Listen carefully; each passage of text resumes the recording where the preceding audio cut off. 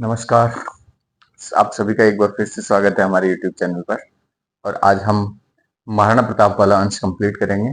हम इसको lecture paper first के लिए रिकॉर्ड कर रहे हैं, हिस्ट्री वाला सेक्शन। ठीक है, तो आज अपन चालू करते हैं महाराणा प्रताप। तो वेरी इंपॉर्टेंट है। मुगल मेवाड़ इतिहास में अगर अपन देखते हैं ना, मुगल मेवाड़ रिलेशनशिप में या फिर मुगल राजपूताना संबंधों में कहीं पे भी देखते हैं तो महाराणा प्रताप से बड़ा नाम कहीं पे भी अपने को नजर नहीं आता है। ठीक है, तो इसलिए सबसे इंपॉर्टेंट अगर अपने प्रश्न बनने की संभावना होती है ना, तो वो यहाँ से ही होती है, महाराणा प्रताप से, है ना। तो अपन फटाफट से इसको देखने का प्रयास करेंगे 20 से 25 मिनट में।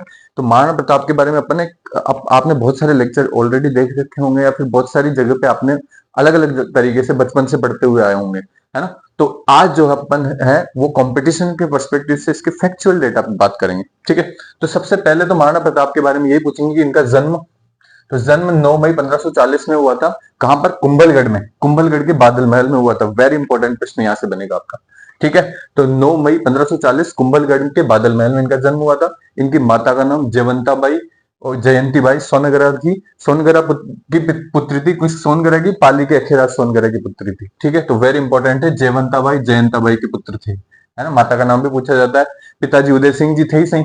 इनके बचपन का नाम कीका, है ना, ये प्रश्न पूछा गया है। कीका बेसिकली जो है भीली में या बागड़ी में, जो वागड़ी है, बागड़ी में, है ना, भीली या वागड़ी में जो है, यहाँ पे वागड़ी आएगा। ठीक है, यहाँ पर जो छोटे बच्चे होते हैं ना, 5 साल से कम के बच्चे, उनको क्या बोलते हैं अपन? कीका। तो इनको बचपन में जो है वागड़ी या भीली, भीली समाज के लोग जो है कीका कीका बोलते थे। तो उस पर्सपेक्टिव से इनका नाम कीका बचपन का नाम रख दिया गया।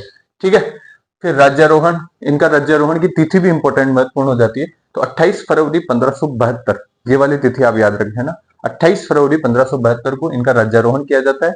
उस समय जो है होली का टाइम होता है, और होली के टाइम जो है उस समय इनकी उम्र 32 वर्ष होती है। ये प्रश्न भी आपसे पूछा गया है। ठीक है, तो 32 वर्षीय महाराणा प्रताप का राज्यारोहण होता है 28 फरवरी 1572 को। ये तिथि याद रख लेना, है ना। होली के दिन, होली था उस दिन। ठीक है, तो जगमाल और प्रताप के बीच में जो है एक तरीके से संघर्ष सा दिखता है आपको, है ना। संघर्ष किस तरीके से दिखता है कि उदय सिंह जी जो थे, उदय सिंह जी जब अपने अंतिम समय में थे, लड़ रहे थे, तो वहां उनकी जो एक प्रेमिका जो रानी थी, जिनसे वो सबसे ज्यादा प्रेम करते थे, भटियाणी रानी धीरबाई, उसका नाम था भटियाणी रानी धीरबाई। भटियाणी रानी धीरबाई से जो है वो, उससे उदय सिंह जी बहुत ज्यादा प्रेम करते थे। और तो उनके आह्वान पे उनके पुत्र जगमाल को जो है उत्तराधिकारी बना दिया जाता था मेवाड़ का। ठीक है, जब ये वाली घटनाक्रम होता है तो वहां के जो विश्वस्त सरदार थे उनके, ठीक है, उनके उदय सिंह जी के विश्वस्त सरदार थे या मेवाड़ के विश्वस्त सरदार और विश्वास पात्र लोग थे, उन लोगों ने जो है इस चीज का विरोध किया और जगमाल की जगह किसको किसको मेवाड़ का शासक नियुक्त किया? महाराणा प्रताप को। तो इसमें सबसे पहला नाम आता है, सबसे महत्वपूर्ण नाम आता है, क्योंकि अपन बाद में देखेंगे कि एक संधि अपना, जब अपन पुराना मेवाड़ पढ़ेंगे ना पूरा, तो उसमें अपन देखेंगे कि चूड़ावतों को जो है, सलुम्बर के जो चूड़ावत थे सरदार, उनको जो है यहाँ पे मेवाड़ का राज्याभिषेक करने का पूरी तरह से अधिकार होता था। ठीक है, तो कृष्णदास चूड़ावत, इनका नाम याद रख लेना। इन्होंने जो है प्रताप का राज्याभिषेक किया था, वेरी इंपॉर्टेंट है। और इसकी जगह जगमाल को रिप्लेस करके, ठीक है, प्रताप का राज्याभिषेक किया गया। ठीक है, उदय सिंह द्वारा नियुक्त हुआ था। लेकिन जब जगमाल को इस बारे में पता चला कि प्रताप का राज्याभिषेक या तलवार बंदाई हो चुकी है कृष्णदास चूड़ावत के नेतृत्व में, तो ये जो है यहां से मेवाड़ छोड़ के चला जाता है किसके दरबार में? अकबर के दरबार में।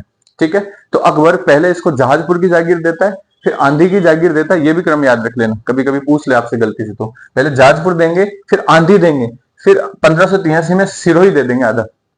ठीक है, तो वो रायमल वाली स्टोरी आपसे कोई मतलब नहीं है, लेकिन आप ये ध्यान रख लेना, पहले जहाजपुर दिया जाएगा, फिर आंधी दिया जाएगा, फिर सिरोही का आधा सेक्शन दे दिया जाएगा। ठीक है, राव सुल्तान से छीनकर। ठीक है, सिरोही का सुल्तान, उस समय शासक कौन था?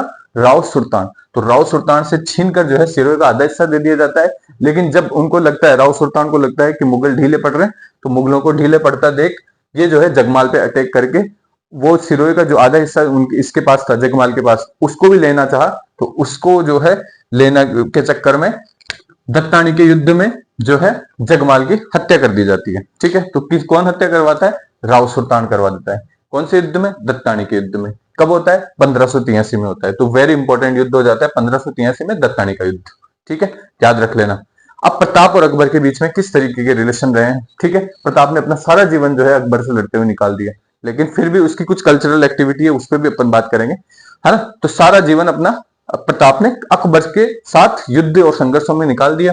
तो सबसे पहले जो है अकबर क्या करेगा, प्रताप को समझाने के पहले उदय सिंह जी से लड़ाई चली रही थी कंटिन्यू, ठीक है। तो प्रताप को समझाने के लिए जो है 4 शिष्टमंडल भेजेगा। कौन भेजेगा? अकबर भेजेगा, ठीक है। सबसे पहले तो जो है जलाल खान को भेजा जाएगा। जलाल खान की तिथि याद रख लेना, सितंबर से नवंबर 1572। इनका क्रम पूछा जाता है, बहुत बार एग्जाम में पूछा गया है क्रम, तो आप ये क्रम है ना कंठस्थ कर लेना, ठीक है।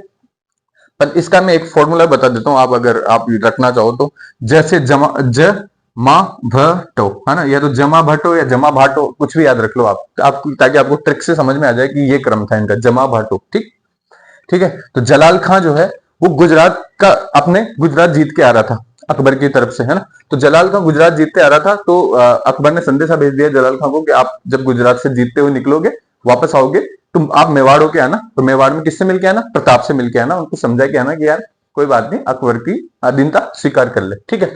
तो जलाल खां जो है जब लौटता है वहां से गुजरात विजय के बाद, तो वो कहां से निकलता है? मेवाड़ से निकलता है, और कोशिश करता है कि प्रताप जो है उसको प्रताप को इन्फ्लुएंस में ले आए कि ठीक है कोई दिक्कत नहीं है, अगर अकबर के अंतर्गत भी अपन रहेंगे तो कोई ऐसी विशेष दिक्कत वाली बात नहीं है, आपका स्वाभिमान जो है बरकरार रहेगा और आप अपना कार्य करते हैं। जैसे मान सिंह वगैरह, राय सिंह वगैरह भी तो इनके अकबर के अंडर काम कर रहे हैं, तो आप कर लोगे, कोई दिक्कत नहीं है ना। तो फिर प्रताप बोला कि यार ऐसे तो पार पड़ेगी नहीं, तो प्रताप ने जो है अधीनता स्वीकार करने के लिए मना कर दिया जलाल खां को, ठीक है। सेम किस्सा मान सिंह को दोहराने के लिए 73 में जब मान सिंह भी गुजरात से आ रहा था, तो उसको भी बोला कि भाई तू भी मिलते हुए आना, ठीक है। तो मिलने के चक्कर में उदय सागर पाल, है ना, उदय सागर पाल वाले स्थान पर मिलता है। बहुत सारे ऐतिहासिक ग्रंथ ऐसा मानते हैं कि उदय सागर पाल पे महाराणा प्रताप द्वारा मान सिंह का अपमान किया जाता है, और उस अपमान को जो है वो ध्यान में रखते हुए जो है अकबर के दरबार में जाता है, ठीक है, और अपमान को लेके जाता है, ठीक है। तो ये मान सिंह का अपमान किसने करा था? प्रताप ने, ऐसा कहा जाता है। कैसे अपमान हुआ कि वो खुद जो है उदय सागर पाल में जब भोज का आयोजन किया जाता है, तो उसमें प्रताप खुद ना जाकर अपने पुत्र अमर सिंह को भेजता है, और अमर सिंह ने जो है मान सिंह का उपहास उड़ाया, ठीक है। तो वे ये बात हो जाती है कि वहां पे जो है मान सिंह का अपमान हो जाता है, मान सिंह अकबर के पास जाता है। फिर 73 में अंतिम प्रयास किया जाता है, अंतिम तो नहीं, सेकंड अंतिम, ठीक है। तो सितंबर अक्टूबर 1573 में एक प्रयास और किया जाता है भगवंत दास के नेतृत्व में। भगवंत दास के नेतृत्व में जो है अबुल फजल और रणछोड़ भट्ट का जो कृति है उसका नाम है अमर काव्यम, ठीक है। तो रणछोड़ भट्ट और अबुल फजल दोनों मानते हैं कि जो ये अभियान था भगवान दास के नेतृत्व में जो अभियान गया था, वो आंशिक रूप से सफल रहा। आंशिक रूप से सफल कैसे रहा कि उसमें जो है प्रताप ने जो है ये स्वीकार किया कि भाई हमने जो है जानबूझ के जो है मान सिंह का अपमान नहीं किया था। तो ये इसी पर्सपेक्टिव से इंपॉर्टेंट रहा, सफल उस पर्सपेक्टिव से नहीं कि प्रताप झुक गया, ठीक है। तो प्रताप नहीं झुके उस टाइम पे भी, ठीक है। तो इन्होंने जो है अपनी गलती स्वीकार करी, मान सिंह का जो अपन ने अपमान किया था इन्होंने, प्रताप ने, तो उस गलती को स्वीकार करके जो है भगवान दास के सामने माफी एक तरीके से आप देख सकते हो, क्योंकि भगवान दास जी बड़े थे तो कोई ऐसा कोई विशेष दिक्कत नहीं अगर माफी भी मांग ली होगी। तो ऐसा इतिहासकार अबुल फजल और रणछोड़ भट्ट दोनों मानते हैं कि इसमें जो है वो गलती स्वीकार की गई, ठीक है। लेकिन भगवान दास का भी ये अभी अपना जो मिलना था या शिष्टमंडल था, इसकी जो भेंट थी वो इतनी सफल नहीं रही, ठीक है। आंशिक सफल इसको कहा जा सकता है। दिसंबर 1573 में टोडरमल जो थे वो अंतिम रूप से जाते हैं। तो टोडरमल अंतिम ऐसा व्यक्ति, ऐसा शासक होता था जो शिष्टमंडल के तौर पे प्रताप से मिलने जाता है, अंतिम ऐसा शासक है, ठीक है। तो टोडरमल, तो ये जमा भट्टो नाम से आप याद रख लेना, ठीक है। तो ये आप जैसे क्रम पूछा जाएगा। फिर एक पूछा जाता है हल्दीघाटी युद्ध के बारे में, बहुत पूछा जाता है। तो जब चारों शिष्टमंडलों में नहीं मानते, ठीक है, तो क्या क्या किया जाता है? हल्दीघाटी का युद्ध होता है, ठीक है। हल्दीघाटी जो है एक संकरा सा रास्ता होता है, इधर से अजमेर से मांडलगढ़ होते हुए, मोही होते हुए, मोलेला होते हुए सेना इधर हल्दीघाटी में प्रवेश करती है अकबर की, ठीक है। अकबर खुद अजमेर आ जाता है, मान सिंह और आसफ खां दोनों को भेजता है कि तुम दोनों जाके लड़के आओ इनके खिलाफ, ठीक है। तो मान सिंह और आसफ खां दोनों आते हैं, और ये जो तंग रास्ता है ना, जिसकी मिट्टी जो है पीली हल्की कलर की, हल्दी कलर की लगती है, पीली सी थोड़ी सी, है ना, तो इसीलिए इसको क्या कहा जाता है? हल्दी घाटी, ठीक है। तो हल्दी घाटी वाले एरिया में जो है इनकी जो सेना है उनको फंसा के, और मेवाड़ की सेना ने जो है छापामार पद्धति से जो है इनका सामना किया। ठीक है, तो वेरी इंपॉर्टेंट है ये बात कि मेवाड़ की सेना ने हल्दी घाटी वाले संकरे रास्ते पे जो है मुगल सेना को फंसाकर छापामार पद्धति से युद्ध लड़ा और उससे जो है इनको बहुत भयंकित किया या आतंकित किया। ठीक है, तो मुगल सेना में भी देखो हरावल जो है सेना के अगले भाग को कहते हैं, चंद्रावल सेना के पिछले भाग को कहते हैं, नीचे की जो मध्य की सेना है वो मध्य भाग कहलाता है, और इधर की साइड मध्य की सेना के इस साइड जो है वाम पार्श्व कहलाता है और इस साइड दक्षिण पार्श्व कहलाता है। ये सेना का संगठन हुआ करता था पुराने टाइम में। तो ये भी ध्यान रख लेना कि जो मुगल सेना है उसके हरावल में थे मानसिंह, जगमाल, सगर और शक्ति सिंह। तो जितने भी राजपूत शासक थे, जगमाल भी जो है प्रताप का भाई था। ठीक है, सगर जो है ये भी प्रताप का भाई था, शक्ति सिंह ये भी प्रताप का भाई था। ठीक है, सगर चाचा था, सॉरी सगर प्रताप का चाचा था, शक्ति सिंह भाई था, जगमाल भाई था, मानसिंह भाई था। ये सब इसके समक्ष लड़ रहे थे, प्रताप के सामने लड़ रहे थे मुगलों के साथ। ठीक है, तो शक्ति सिंह ने बाद में जो है अपनी गलती महसूस करी और शक्ति सिंह ने जब चेतक घायल हो जाता है ना तो शक्ति सिंह ही उनको घोड़ा प्रोवाइड कराने जाता है प्रताप को। तो ये भी महत्वपूर्ण बात याद रख लेना। ठीक है, तो ये थे इनके हरावल में आसफ खां, जगन्नाथ, माधो सिंह जो मध्य भाग में सेना का मध्य भाग होता है उसमें थे, और चंद्रावल में था मोहम्मद बदख्शी। ठीक है, तो इस तरीके से मुगल सेना आगे बढ़ रही थी और यहाँ पे जो है हल्दी घाटी वाले क्षेत्र में ले जाके इनको बढ़िया तरीके से प्रताप की सेना हराती है। ठीक है, प्रताप की सेना के अगर संगठन देखेंगे अपन तो हरावल में थे अपने कौन, हकीम का सूर और कृष्णदास चुंडावत। तो हकीम का सूर वेरी इंपॉर्टेंट आदमी है ना, कृष्णदास चुंडावत, इन दोनों का नाम याद रख लेना। ठीक है, तो जो अफगान था ना, अफगान वंश खत्म हो रहा है, इब्राहिम लोदी वाला, लोदी के बाद अफगान वंश खत्म हो गया, तो अफगानों का जो एक शासक बचा हुआ था हकीम का सूर करके, तो हकीम का शेरशाह सूरी के बाद जो है हकीम का सूर आता है। तो हकीम का सूर ने बोला कि भाई साहब जो है आप अकबर के खिलाफ मैं आपको भारत का सम्राट घोषित करता हूं, प्रताप को, और हकीम का सूर इसके अंतर्गत लड़ना शुरू कर देता है। तो हकीम का सूर के बारे में ये याद रखना कि हकीम का सूर जो है सपोर्ट करता है प्रताप को भारत का सम्राट, एज ए भारत का सम्राट। ठीक है, तो इसको हरा के जो है अकबर को हरा के वो भारत का सम्राट बनाता है, किसको, प्रताप को। फिर कृष्णदास चुंडावत, चुंडावतों को मैंने कहा था कि राज तिलक करने का प्लस हरावल में युद्ध करने का जो अधिकार है वो सलूम्बर के चुंडावत शासकों को होता था। ठीक है, ये प्रताप का अपना सैन्य संगठन में, हरावल में तो दोनों लोग थे। फिर चंद्रावल में थे भील पुंजा, पुंजा भील जो है प्रताप का एक बहुत ही विश्वास पात्र सेना नायक था। ठीक है, तो राणा पुंजा भी जिसको बोला जाता था वो चंद्रावल में प्रताप की तरफ से लड़ता है। इधर वाले सेक्शन में, दक्षिण पार्श्व वाले सेक्टर में ग्वालियर के रामशाह थे और उनके 3 पुत्र के रूप जो नेतृत्व में एक संगठन था, उसने जो है यहाँ की कमान संभाली, और वाम पार्श्व में झाला माना, झाला बिदा आदि लोगों ने इनका प्रताप का साथ दिया। और इस प्रकार से इस संगठन के साथ जो है ये मुगलों पे टूट पड़े, और मुगलों पे टूट पड़ने के बाद मुगल बुरी तरह से हारते हैं। ऐसा कौन मानते हैं, doctor Chandrashekhar Sharma, very important, doctor Chandrashekhar Sharma. ऐसा प्रश्न पूछा गया है आपसे कि राणा प्रताप या अकबर की पराजय हुई थी हल्दी घाटी के युद्ध में, ये कौन से इतिहासकार मानते हैं, तो डॉक्टर चंद्रशेखर शर्मा का भी नाम याद रख लेना।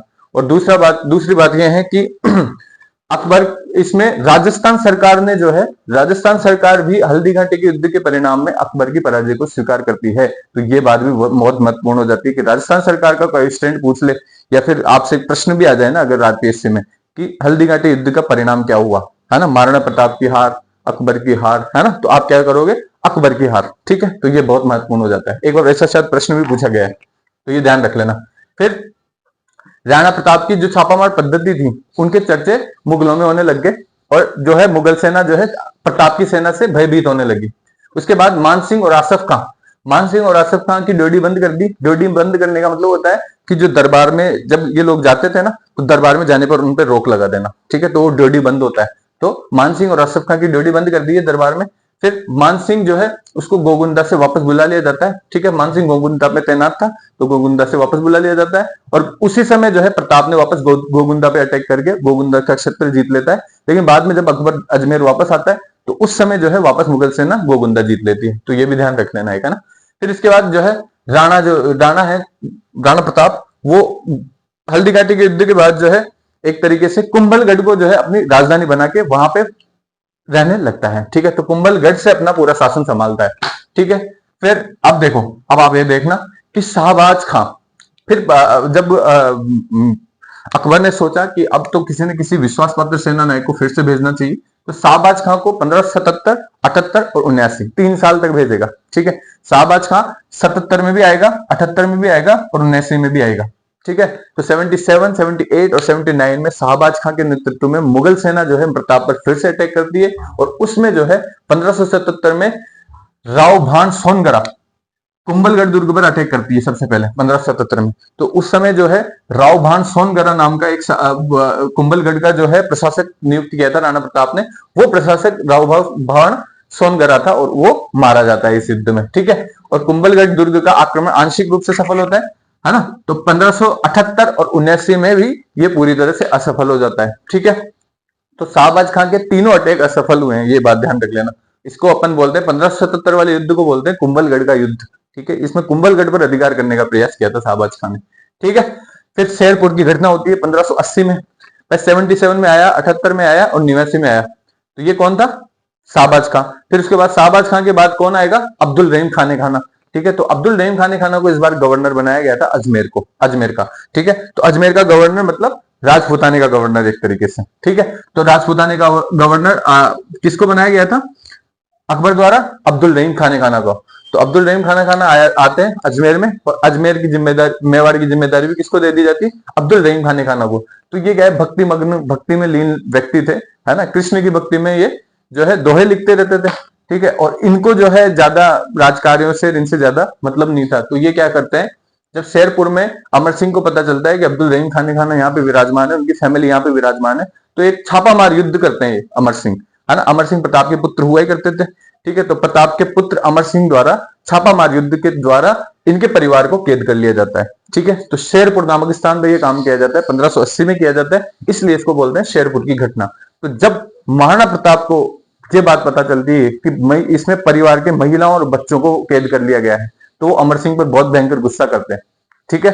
तो किसी भी शासक द्वारा ऐसा पहला उदाहरण मिलता है जिसमें वो जो है छत्रपति शिवाजी काफी बाद में करेंगे, यही लगभग प्रताप के नियमों को फॉलो करेंगे, जिसमें जो है शत्रु पक्ष की परिवार को पूरा कैद कर रखा है, लेकिन बाद में उसको छोड़ दिया जाता है केवल नैतिकता के आधार पर। तो वेरी इंपॉर्टेंट, बहुत अच्छा एग्जांपल सेट करते हैं महाराणा प्रताप। तो आप ये बहुत महत्वपूर्ण बात याद रख लेना, ठीक है।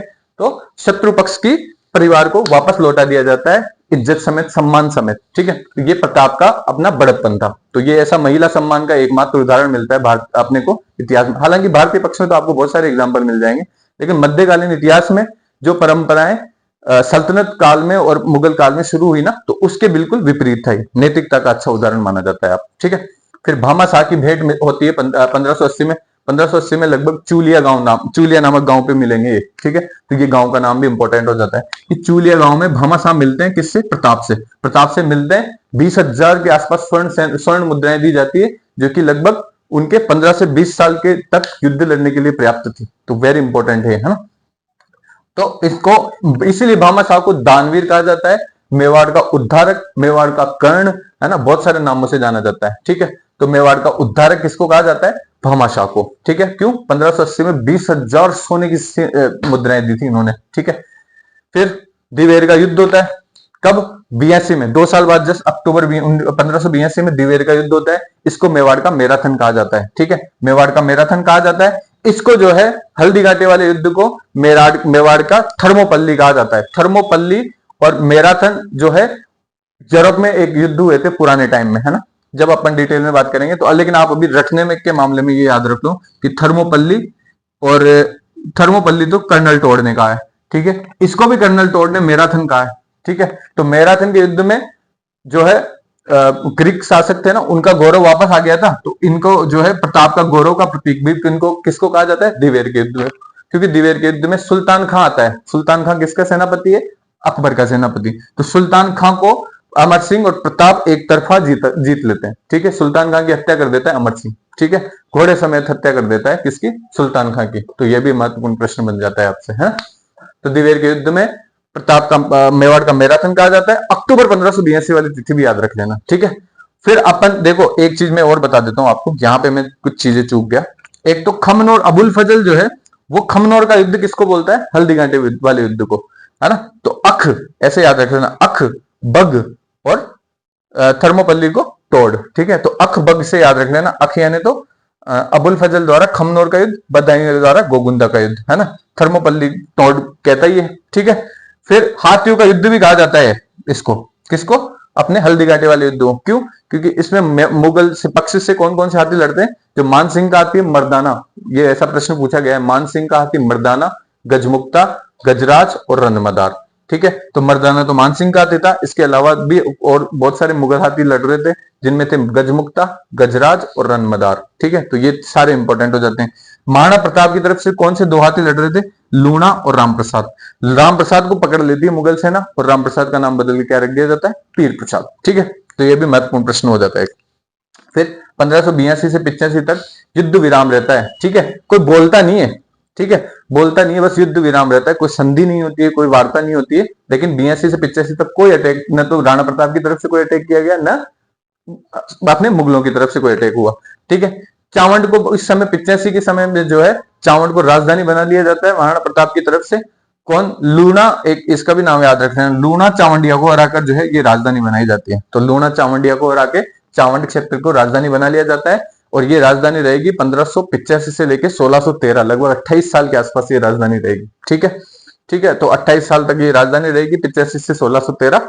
और चित्तौड़ और उदयपुर को छोड़कर लगभग सारा मेवाड़ जीत लिया था महाराणा ने इस समय। ठीक है, तो वेरी इंपॉर्टेंट है ये कि चित्तौड़ और उदयपुर को छोड़कर लगभग पूरा मेवाड़ किसने जीत लिया था? महाराणा प्रताप ने 85 से पहले पहले। फिर उसके बाद देखते हैं अपन 1597 में, 19 जनवरी 1597 में महाराणा प्रताप धनुष पर क्या है प्रत्यंचा चढ़ा रहे थे और वो प्रत्यंचा में थोड़ी सी असावधानी हो गई, तो असावधानी की वजह से जो है प्रत्यंचा जो है इनके खिंच के लग गई कहीं पे, ऐसे जो होता है ना कभी कभी ऐसे कोमल पार्ट पे लग जाती है जिसकी वजह से आदमी की डेथ हो जाती है। तो ऐसे धनुष पर प्रत्यंचा चढ़ाते हुए महाराणा प्रताप की 19 जनवरी 1597 में मृत्यु हो जाती है। और महाराणा प्रताप की जो छत्र है वो बांडोली में लगाई जाती है। जो बांडोली अपना पड़ता है चावंड के पास, चावंड के आसपास ही पड़ता है बांडोली। और चेतक की छत्री जो है बलीचा में, जब हल्दी घाटी के युद्ध में चेतक शहीद हो जाता है तो बलीचा में चेतक की छत्री लगाई जाती है। ठीक है, तो ये दो छत्रियां भी महत्वपूर्ण हो जाती है आपके लिए। और प्रताप के जो दरबारी हैं, फिर देखो प्रताप ने देखो पूरा अपना जीवन जो है वो युद्धों में निकाल दिया, उसके बाद भी है ना सांस्कृतिक कार्यों में ये बिल्कुल भी पीछे नहीं है किसी भी मेवाड़ शासक से। ठीक है, तो सांस्कृतिक कार्यों में प्रताप ने क्या क्या किए? प्रताप के कुछ दरबारी हैं, महत्वपूर्ण दरबारी हैं, 4 दरबारी स्पेशली। ठीक है, वेरी इंपॉर्टेंट है, ये ध्यान रख लेना। चक्रपाणी मिश्र के बारे में पूछा ही जाता है आपसे। चक्रपाणी मिश्र की 3 किताबें तो स्पेशली याद रख लेना। विश्व वल्लभ जो उद्यान निर्माण से संबंधित है, विश्व वल्लभ उद्यान निर्माण से संबंधित है, व्यवहारादर्श है, मुहूर्त माला है और राज्याभिषेक पद्धति है, 4 किताबें। ठीक है, कौन कौन सी? विश्व वल्लभ, व्यवहारादर्श, मुहूर्त माला और राज्याभिषेक पद्धति। ठीक है, तो ये किताबें इंपॉर्टेंट है। फिर हेमरत्न की भी कुछ किताबें पूछी जाती है। हेमरत्न ने बहुत सा, एक तो लिखी थी लीलावती और बहुत सारी चौपाइयां लिखी थी हेमरत्न ने। चौपाइयां कैसी? गोरा बादल री चौपाई, पद्मिनी री चौपाई, हेमरत्न खुद की भी चौपाई, ठीक है, सीता की चौपाई और अमर सिंह जी की चौपाई। ठीक है, तो अमर सिंह जी जो पुत्र थे उनके, उनकी चौपाई। तो ये हेमरत्न ने इतनी सारी चौपाइयां लिखी थी। ठीक है, और लीलावती इनका ग्रंथ था एक। फिर इसके अलावा दुर्सा आडा थे, दुर्सा आडा की विरुद्ध छतरी और दातार बावनी, ये किताबें महत्वपूर्ण है, बार बार पूछी ही जाती है। फिर कविमाला सांडू थे, तो कविमाला सांडू थे, उन्होंने प्रताप सिंह जीरा झूलना लिखा था बाद में। ठीक है, तो प्रताप सिंह झूलना किसने लिखा था? कविमाला सांडू ने। ठीक है, तो ये अपने 4 महत्वपूर्ण प्रताप के दरबारी थे। इसके अलावा कुछ स्थापत्य में भी प्रताप ने काम किया है। ठीक है, चावंड को राजधानी बना देगा, अब वहां पे कुछ ना कुछ तो स्थापत्य संबंधी कार्य करवाएगा। ठीक है, तो चावंड में जो भी शैली, स्थापत्य की शैली विकसित हुई ना उस समय जब प्रताप ने कार्य करवाया, तो उसको बोलते हैं एकाशिति पद वास्तु। ठीक है, तो वेरी इंपॉर्टेंट है, ये बहुत महत्वपूर्ण है, ये टेक्निकल वर्ड है, अभी तक एग्जाम में पूछा नहीं गया है लेकिन भविष्य में बढ़िया संभावना है। तो एकाशिति पद वास्तु जो है ये स्थापत्य का प्रकार है जो चावंड में, ये कल्चर में आएगा आपके, महत्वपूर्ण प्रश्न। ठीक है, तो चावंड में जो भी महल बने हुए हैं ना वो इसी वास्तु पद्धति के आधार पर बने हुए हैं। किस पर? एकाशिति पद वास्तु के आधार पर। ठीक है, तो चावंड के सारे महल इस जो है वो भी किसने बनाए थे? प्रताप ने बनवाए थे।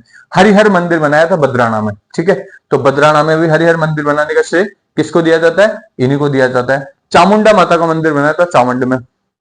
ठीक है, मालपुरा में एक शिव मंदिर भी बनाते हैं, ये मैं तो भूल ही गया था यार इस चीज को। ठीक है, जब मालपुरा विजय करते हैं प्रताप तो मालपुरा में एक शिव मंदिर भी बनाते हैं, तो ये भी महत्वपूर्ण है, मालपुरा में शिव मंदिर। ठीक है, तो ये भी महत्वपूर्ण एक स्थापत्य हो गया इनका। ठीक है, चामुंडा माता का मंदिर हो ही गया इनका चावंड में। एक चावंड चित्रशैली जो है निसारुद्दीन, जिसको अपन नसीरुद्दीन भी बोलते हैं, तो निसारुद्दीन जो है वो महत्वपूर्ण इनका चित्रकार हुआ करता था। इन्होंने 6 राग और 36 रागनियों के चित्र बनाए थे। ठीक है, निसारुद्दीन ने। ठीक है, तो चावंड चित्रशैली भी इन्हीं के समय विकसित हुई थी, प्रताप के समय। ठीक है, ये था अपना महाराणा प्रताप, है ना। ज्यादा टाइम नहीं लगा, फटाफट से एक बार क्विक रिवीजन कर लेते हैं ताकि आपका फटाफट एक बार फिर से जो है रिवीजन हो जाए। प्रताप का जन्म हुआ है 9 मई 1540, ठीक है। ये 1572 से लेके 97 तक शासक रहेंगे, ठीक है। आप कब कहाँ जन्म हुआ था? बादल महल कुंभलगढ़ में हुआ था। माता का नाम जयवंताबाई सोनगरा, बचपन का नाम कीका। राज्यारोहण की तिथि याद रख देना 28 फरवरी 1572, होली पर हुआ था। 32 साल के थे उस समय। जगमाल और प्रताप के बीच में संघर्ष में प्रताप का साथ देता है कृष्णदास चुंडावत, जो है अपने तलवार बंदाई करते हैं और राज्याभिषेक करते हैं, ठीक है। सरदारों और विश्वास पात्रों का सहयोग इनको प्राप्त होता है। जगमाल जो है वो बटियानी रानी धीरबाई के पुत्र हुआ करते थे, जिनको उदय सिंह द्वारा शासक नियुक्त किया गया था, ठीक है। बाद में जब ये नाराज होकर अकबर के दरबार में चले जाते हैं तो इनको वहां पर जहाजपुर, आंधी और सिरोही का आधा हिस्सा, पहले जहाजपुर दिया जाता है, फिर आंधी दी जाती है, फिर बाद में सिरोही का आधा हिस्सा दे दिया जाता है, ठीक है। दत्तानी के युद्ध में 1583 में ये राव सुल्तान के विरुद्ध लड़ते हुए मारे जाते हैं, ठीक है। प्रताप वर्सेस अकबर में अपन देखते हैं 4 शिष्टमंडल भेजे जाते हैं। जमा भट्टो नाम से अपन ने याद किया था, जलाल खां, मानसिंह, भगवंत दास और टोडरमल के नेतृत्व में, ठीक है। हल्दी घाटी का युद्ध होता है 18 जून 1576, वेरी इंपॉर्टेंट। 18 जून 1576 में हल्दी घाटी का युद्ध होता है, राजसमंद में पड़ता है हल्दी घाटी। खमनोर का युद्ध किसने कहा था इसको? अबुल फजल ने कहा था। गोगुंदा का युद्ध बदायूनी ने कहा था और थर्मोपल्ली कहा था टोड ने, ठीक है। फिर एक संकरा रास्ता होता है हल्दी घाटी। मुगल सेना का संगठन में जो है हरावल में थे मान सिंह जगमाल और आसफ खान जो थे मध्य सेना में थे, चंद्रावल में मोहम्मद बख्शी थे। इधर प्रताप में जो है हरावल में याद रखना, प्रताप वाली सेना संगठन जरूर याद रख लेना, मुगलों की करो मत करो, है ना। प्रताप वाली सेना संगठन में हरावल में थे हकीम कासूर और कृष्णदास चुंडावत, चंद्रावल में थे भील पुंजा और इधर दक्षिण पार्श्व में थे ग्वालियर के रामशाह और वाम पार्श्व में थे अपने झालामना और झालाबीदा, ठीक है। फिर अपन देखते हैं हाथियों के युद्ध, हाथियों का युद्ध भी किसको कहा जाता है? हल्दी घाटी वाले युद्ध को कहा जाता है। इसमें कौन कौन से हाथी लड़े थे? मर्दाना, गजमुक्ता, गजराज, रणमदार अपने मुगलों की तरफ से लड़े थे और राणा की तरफ से लूणा और रामप्रसाद लड़े थे। और रामप्रसाद को जो है जब पकड़ लिया जाता है तो उसका नाम क्या पकड़ दिया जाता है? पीर प्रसाद कर दिया जाता है। हल्दी घाटी का परिणाम क्या हुआ? कि छापामार पद्धति जो है फेमस हो गई। इसके अलावा अकबर की पराजय मानते हैं कौन? डॉक्टर चंद्रशेखर शर्मा, और राजस्थान सरकार भी इसको अकबर की पराजय को स्वीकार करती है हल्दी घाटी युद्ध में। मानसिंह और आसफ खान की ड्यूटी बंद कर दी जाती है, मतलब दरबार में जो है वो आने से रोक लगा दी जाती है। मानसिंह जो है गोगुंदा से वापस बुला लिया जाता है। कुंभलगढ़ जो है राणा की राजधानी बन जाती है, वेरी इंपॉर्टेंट, ठीक है। कुंभलगढ़ राणा की राजधानी बना ली जाती है। फिर शाहबाज खां के नेतृत्व में अटैक होते हैं 77, 78, 79 में। 77 में कुंभलगढ़ दुर्ग का आक्रमण किया जाता है जो विफल रहता है। राव भान सोनगरा जो है वहां पे मारे जाते हैं, ठीक है। बाद में शेरपुर की घटना होती है 1580 में और शेरपुर की घटना में अब्दुल रहीम खान खाना जो है उसको गवर्नर बनाया जाता है, मेवाड़ की जिम्मेदारी दी जाती है। अमर सिंह जो है उनकी पूरे परिवार जो होता है अब्दुल रहीम खाना का, उस परिवार को कैद कर लेता है और वहां पर प्रताप द्वारा महिला का सम्मान का एक बहुत बड़ा एग्जाम्पल सेट किया जाता है, ठीक है, नैतिकता के सभी पक्षों में। फिर इसके बाद भामाशाह की भेंट होती है 1580 में चूलिया गांव में। 20,000 के आसपास स्वर्ण मुद्राएं देके जो है भामाशाह मेवाड़ का उद्धार करते हैं, इसलिए इसको मेवाड़ का उद्धारक और दानवीर भी कहा जाता है। फिर बाद में अक्टूबर 1582, ये तिथि भी याद रख लेना, दिवेर का युद्ध होता है। इसको मेवाड़ का मैराथन कहा जाता है। इसमें जो है अपनी खोई हुई सारी प्रतिष्ठा को मेवाड़ वापस अर्जित करने में सफल रहते हैं। अमर सिंह और प्रताप एक तरफा जीतते हैं, किसके खिलाफ? सुल्तान खां के खिलाफ। सुल्तान खां की हत्या किसने करी थी? अमर सिंह ने करी थी, ठीक है। तो इसको प्रताप के गौरव का प्रतीक भी बोला जाता है, किसको? दिवेर के युद्ध को, ठीक है। कर्नल टोड ऐसा बोलते हैं। 1582 से 85 तक एक युद्ध विराम रहता है ना, अनकहा युद्ध विराम। इसमें कोई संधि नहीं होती है, लेकिन ये यहाँ पर कोई भी पक्ष एक दूसरे पर अटैक नहीं करता है। चावंड की राजधानी बनाई जाती है ना। लूणा चावंडिया को हरा के प्रताप चावंड वाला क्षेत्र जीतते हैं। तो 1585 से लेकर 1613 तक चावंड राजधानी रहेगी, ठीक है। लगभग चित्तौड़ और उदयपुर को छोड़कर पूरा मेवाड़ जीत लिया था प्रताप ने अपने जीवन काल में। और 1597 में 19 जनवरी को प्रताप की धनुष पर प्रतिष्ठा चढ़ाते हुए मृत्यु हो जाती है। ये है प्रताप के बारे में सब कुछ, ठीक है। इससे ज्यादा प्रश्न आपसे पूछा नहीं जाएगा। इसके अलावा अपन ये भी देख लेते हैं, इनकी प्रताप की छतरी बांडोली में चावंड के पास है और चेतक की छतरी बलीचा में, ठीक है। प्रताप के कुछ दरबारी थे महत्वपूर्ण, चक्रपाणी मिश्र, जिन्होंने विश्व वल्लभ उद्यान निर्माण पे व्यवहार आदर्श, मुहूर्त माला और राज्याभिषेक पद्धति 4 किताबें लिखी। हेमरत्न ने लीलावती लिखी और बहुत सारी चौपाइयां लिखी। दुर्सा आडा ने विरुद्ध छत्तरी और प्रताप बावनी, ठीक है। कवि माला सांडू ने प्रताप सिंह राज झूलना।